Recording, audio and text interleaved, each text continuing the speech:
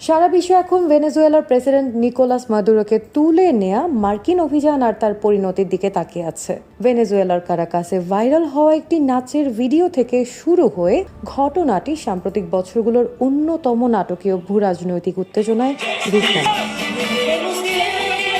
ভেনেজুয়েলার president Nicolas Maduro যুক্তরাষ্ট্রের ভেনেজুয়েলার একটি ডকে হামলার কয়েকদিন পর নো ওয়ার ইয়েস পিস অর্থাৎ যুদ্ধ নয় শান্তি চাই কথাটি বারবার বলা একটি রিমিক্স গানে প্রকাশ্যে নাচ করেন। এই নাচকে ওয়াশিংটন প্রকাশ্য চ্যালেঞ্জ হিসেবে দেখেছে বলে জানা যায়।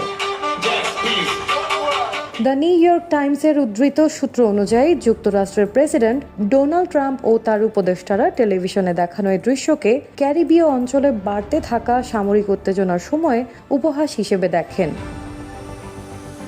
কয়েকদিনের মধ্যেই যুক্তরাষ্ট্র গোপনে রাতের বেলা একটি অভিযান চালায়। কারাকাস শহর অন্ধকারে ডুবে যায়, সামরিক স্থাপনায় হামলা হয় এবং হঠাৎ এক অভিযানে মাদুরো ও তার স্ত্রী সিলিয়া ফ্লোরেসকে আটক করা হয়।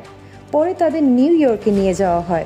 পরে প্রেসিডেন্ট ট্রাম্প ঘোষণা দেন মাদুরোর অনুপস্থিতিতে ওয়াশিংটন ভেনেজুয়েলার দায়িত্ব নেবে এবং বিশেষভাবে দেশটির তেল অবকাঠামোর ওপর নজর দেবে।